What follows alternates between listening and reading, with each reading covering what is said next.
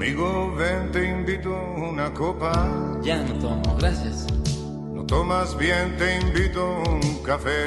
Bueno, Que quiero recordar la época loca de ayer cuando teníamos 16. bien, dime qué ha pasado con tu esposa. Nos divorciamos. Seguro te dejó por ser infiel. ¿Recuerdas que yo